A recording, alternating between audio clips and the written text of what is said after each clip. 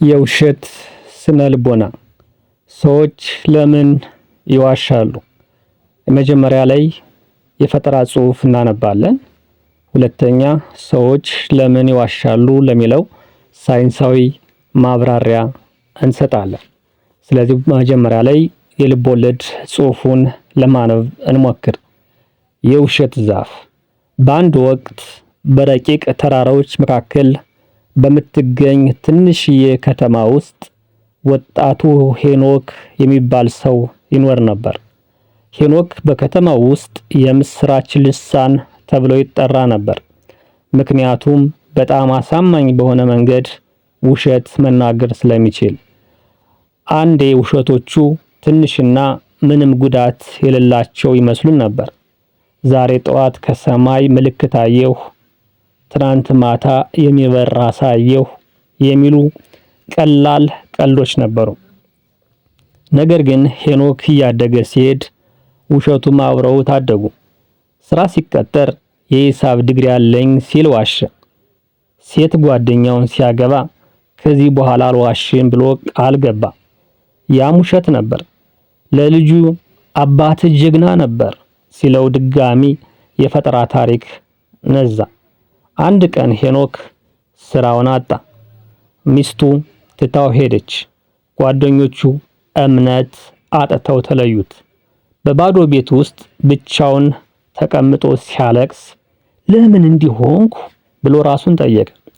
በዛን ሌሊት እንግዳ ህልም አየ። ሄኖክ ሄኖክ የምትል አሮጊት ሴት ሩቅ ተራራ ትላለች። ይተኛል። ሽክርር ሲያደርገው ታላቁ ዛፍ ትለዋለች። በመጨረሻም ሄኖክ ከእንቅልፉ ነቃ።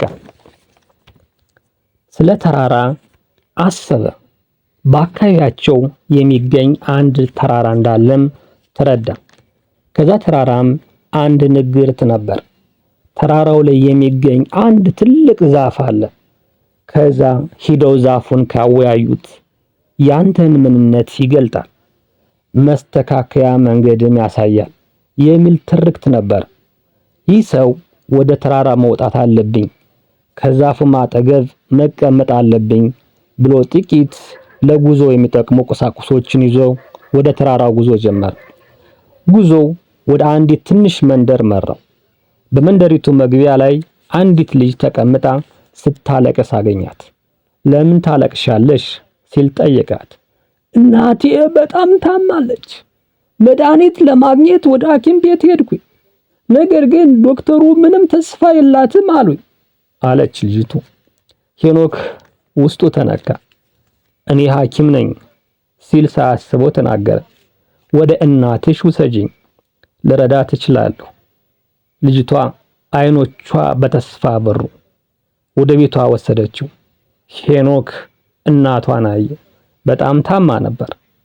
ስለ ሕክምና ምንም የማያውቀው ሄኖክ የተለያዩ የሚመስሉ ምርመራዎችን አስመሰለ።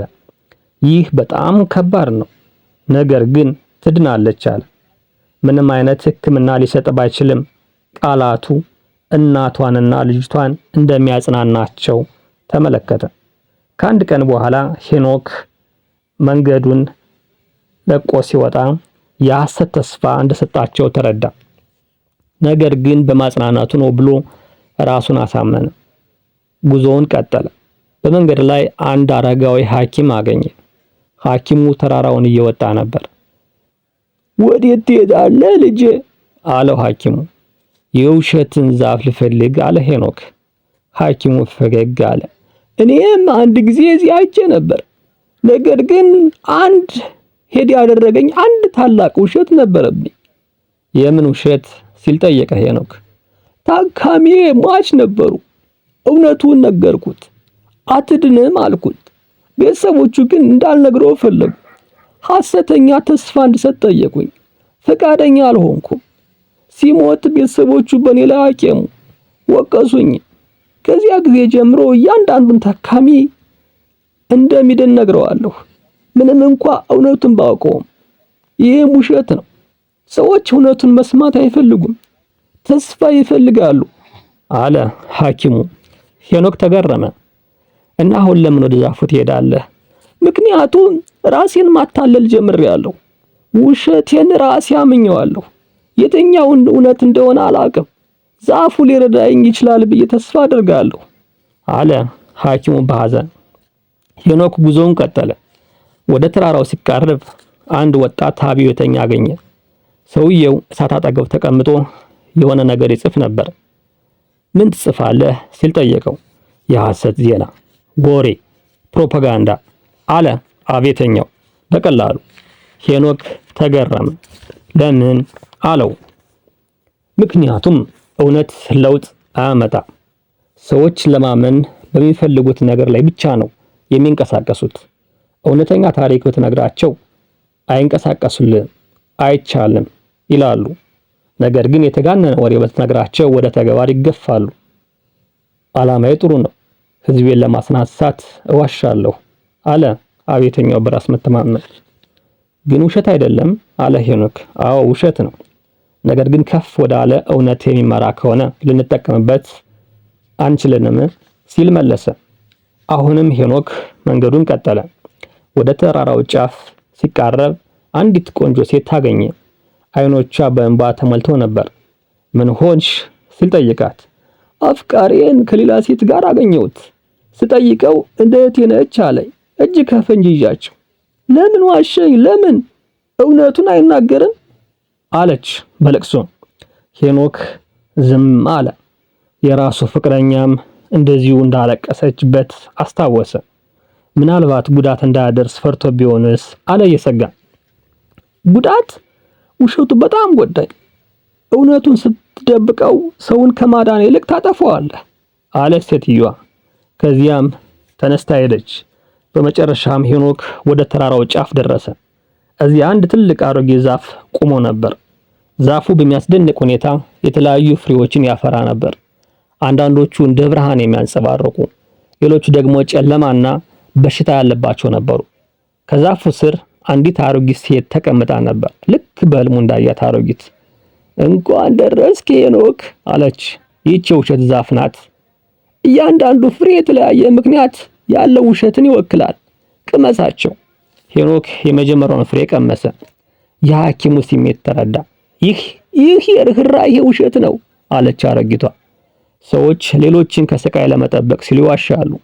ነገር ግን ብዙ ጊዜ ለረጅም ጊዜ የበለጠ ስቃይ ያስከትላል። ሁለተኛ ፍሬ። እንደ አብዮተኛው አስተዋይነት ተሰማው።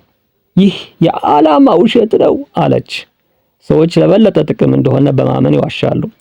ነገር ግን የሚያገለግሉበት መንገድ ብዙ ጊዜ ዓላማቸውን ያበላሽባቸዋል። ሶስተኛ ፍሬ። የራሱ ስሜት ነበር። ስራ ለማግኘት ሲል የዋሸበት። ይህ የፍርሃት ውሸት አለች።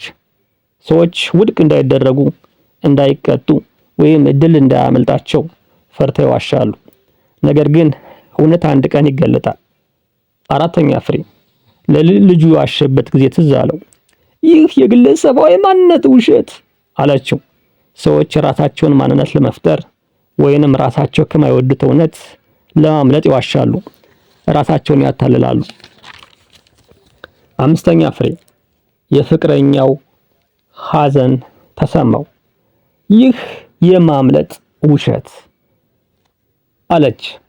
ግዴታን፣ ኃላፊነትን ወይም መዘዝን ለማስቀረት ይዋሻሉ። ለአፍታ ነፃነት ይሰጣል፣ ነገር ግን በመጨረሻ ብቸኝነት ያመጣል። ሄኖክ ከዚያም በጣም ያማረና በጣም የበሰለ ፍሬ አየ። ሁለቱም አንድ ላይ ያደጉ ይመስሉ ነበር። እነዚህ ሲል ጠየቀ። እነዚህ እርስ በርስ የሚጣረሱ ምክንያቶች ናቸው። ሰዎች የሚዋሹበት አንድ ምክንያት የለም። በተመሳሳይ ጊዜ ከፍርሃትና ከፍቅር፣ ከራስ ወዳድነትና ከመስዋዕትነት ሊዋሹ ይችላሉ። ውሸት የአንድ ሳንቲም ሁለት ገጽታ አለው። አንዱ ሲያብረቀርቅ ሌላው ጨለማ ነው አለች አሮጊቷ። ታዲያ መፍትሄው ምንድነው? ፈጽሞ መዋሸት የለብንም ሲል ጠየቀ ሄኖክ። አሮጊቷ አሉ። እንግዲህ ራስህን ጠይቅ፣ እውነት ማለት ምንድነው? ሄኖክ አሰበ። የሐኪሙን፣ የአብዮተኛውን፣ የሴቷን፣ የራሱን ፊት አስታወሰ። ከዚያም ተናገረ። እውነት አስቸጋሪ ነው። አንዳንዴ ያማል፣ ያስፈራል፣ ያሳፍራል። ነገር ግን እውነት ካለ ብቻ ነው እምነት የሚኖረው። እምነት ከሌለ ፍቅር፣ ጓደኝነት፣ ማህበረሰብ ሊኖሩ አይችሉም። ሰዎች የሚዋሹት ራሳቸውን ወይም ሌሎችን ለመጠበቅ ነው። ነገር ግን ከመጠበቅ ይልቅ ብዙ ጊዜ ያወድማሉ። እውነተኛ ጥበቃ የሚገኘው በእውነት ውስጥ ነው። ምንም እንኳን መጀመሪያ ላይ የሚያሰቃይ ቢሆንም አለ ሄኖክ። አሮጊቷ አንገታቸውን ነቅነቅ አደረጉ። ትክክል ነህ። አሁን ሂድና የተማርከውን ተግብር። ነገር ግን አስታውስ፣ አንዳንድ ጊዜ ውሸት መናገርን አታውቅም። ለራስህ እውነተኛ ሁን። ሌሎችንም ይቅር ማለትን ተማር። ምክንያቱም ሁሉም ሰው የሚታገለው ከራሱ ውሸት ጋር ነውና። ሄኖክ ከተራራው ወረደ። ወደ ከተማው ተመልሶ ቀሪ ህይወቱን ሙሉ በሙሉ ሳይሆን ከውሸት ጋር የተሻለ ግንኙነት እየፈጠረ ኖረ። ሲዋሽ ራሱን ይህ የትኛው የዛፍ ፍሬ ነው ብሎ ይጠይቅ ነበር። ቀስ በቀስ ውሸቱን ቀነሰ። ሰዎችም እምነት መጣል ጀመሩበት። ሚስቱና ልጁ አልተመለሱም። ነገር ግን አዲስ ግንኙነት በእውነት መሰረት ላይ ገነባ። ህይወትም አበራችለት። ደጀን የሚሆኑ ልጆችን ወለደ። የሀገር ሽማግሌ ሆኖ ሰዎችን መምከር፣ ማስታረቅ ጀመረ። ሀብቱም እንደ ባህር አሸዋ የትየለሌ ሆነ። የውሸት ስነ ልቦና ሳይንሳዊ ምንነትን እንግለጽ። ውሸት ማለት ሆን ተብሎ የሚደረግ የእውነት መዛባት ነው። ሰዎች ራሳቸውን ለመጠበቅ፣ ስልጣን ለማግኘት ወይም ሌሎችን ለመርዳት ሲሉ ያሻሉ። ይህ ድርጊት ከፍተኛ የአንጎል ጉልበት የሚጠይቅ ሲሆን በዋነኛነት የሚሰራው በፕሪፍሮንታል ኮርቴክስ ነው። ይህ የአንጎል ክፍል ውሳኔ ማድረግን፣ ራስን የመግዛትን ማዕከል ነው። ውሸታም ሰው እውነቱን መደበቅ፣ አዲስ ታሪክ መፍጠርና የሚመጣውን ጭንቀት ማስተዳደር አለበት። ፋንክሽናል ማግኔቲክ ሪዞናንስ ኢሜጂንግ ኤፍኤምአርአይ አንጎል ሲሰራ የታችኛው ክፍል ወይም የትኛው ክፍል እንደሚነቃ የሚያሳይ የላቀ የሚስል ቴክኖሎጂ ነው። ስናስብ፣ ስንናገር፣ ስንዋሽ፣ ስንደሰት ወዘተ ኤፍኤምአርአይ በአንጎላችን ውስጥ የት ቦታ ላይ ደምና ኦክሲጅን እንደሚጨምር በመመልከት የሚሰራውን የአንጎል ክፍል ያሳያል። በኤፍኤምአርአይ የአንጎል ምርመራ ጥናቶች እንደሚያሳዩት ውሸት መናገር ከእውነት ከመናገር የበለጠ የነርቭ እንቅስቃሴን ይጠይቃል።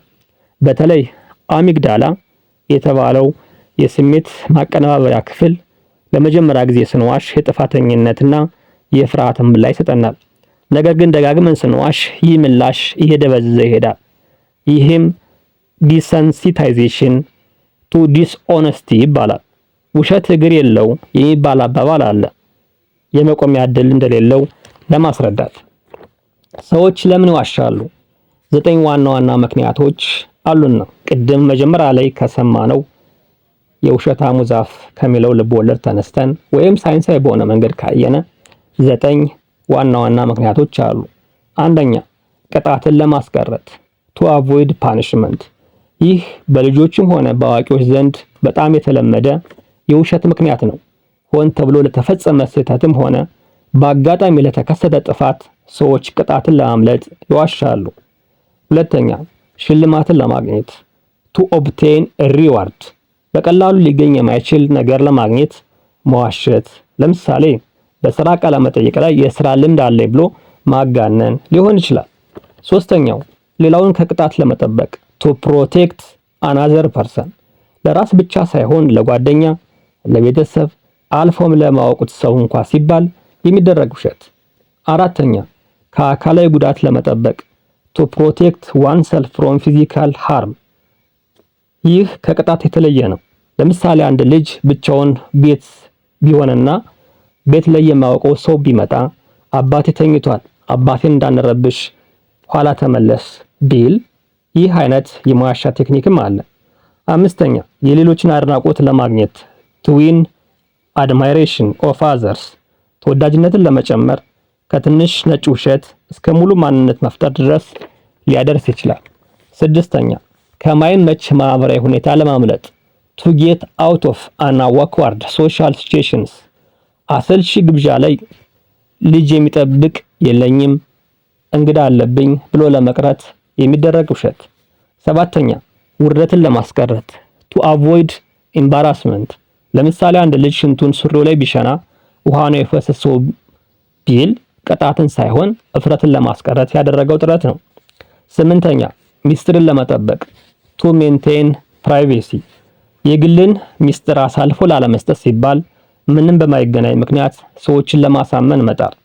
9ኛ ስልጣንን ለማሳደግ to exercise power over others።